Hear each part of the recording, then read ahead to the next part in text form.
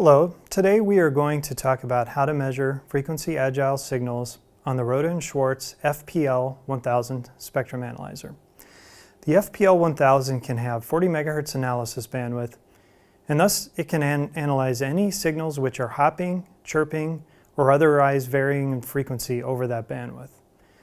So let's get started with our demonstration. The test signal that I'm using for our demonstration is a frequency modulated signal with a linear ramp. In addition, it is a pulsed signal such that during the on time of the pulse, the chirp modulation is active. And this signal is often called a linear FM chirp, and it's common to need to analyze this. So looking at the analyzer, we are in a preset condition with a signal described already coming into the front. And so I can just tune the center frequency to the frequency of the chirp. I can set my span to be 50 megahertz. And we can see there's something going on here already. I can quickly go to the trace menu and set it into max hold mode. And with max hold, it'll start to fill in the spectrum. And with a simple occupied bandwidth measurement, we can see down below here that it's roughly 40 megahertz as we expected. So that's a great way to quickly see what the spectrum looks like. Then the other part you might want to look at is the time domain behavior.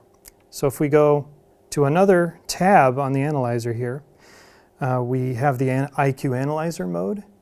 And so what we can do again is set our bandwidth to 40 megahertz. We can set our measurement time to say 500 microseconds. And we're starting to see some time domain behavior.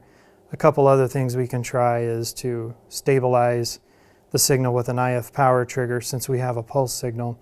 So now we can see 3 different pulses. Maybe we don't know what's going on during the pulse, but we can at least see the power versus time with this mode.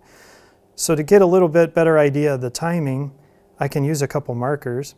So maybe I'll look for another peak with the marker. We'll go to next peak one more time to get the center one. So we can see the marker I just placed is at the beginning of this pulse here, right in the middle of the screen. And then I can set a second marker. And for example, if I set the second marker to 200 microseconds as it was there, we can see that this is the period roughly of one of the pulses, since we're going from the start of this one to the start of the next one.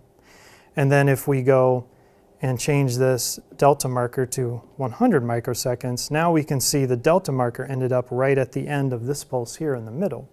So now we have an idea that our period is about 200 microseconds, the width is about 100 microseconds. So we know the spectral behavior and the time behavior, but we want to see how the frequency is changing during this time here where the pulse is active.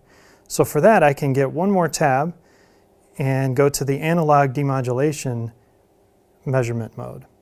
So in here I can put in a lot of similar settings that I had on the IQ analyzer. For example, 40 megahertz demodulation bandwidth, measurement time of 500 microseconds.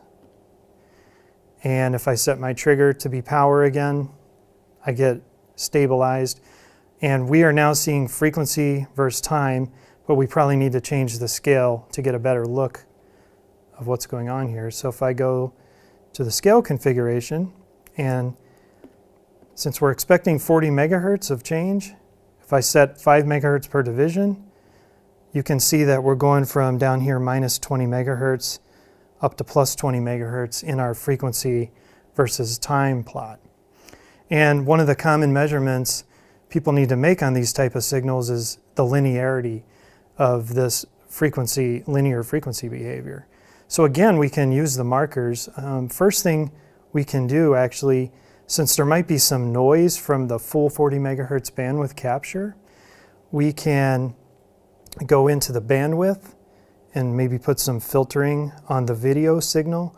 So this is the signal after we've demodulated the frequency. And so you can see that in this period here, we have a lot of noise just because there's no power in the signal.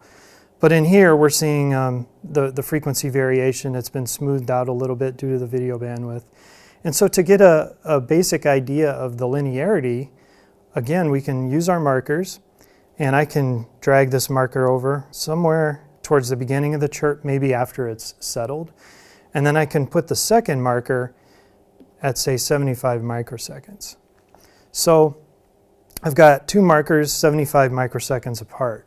We learned previously that this is a 100 microsecond chirp signal. So we did 3/4 of the time.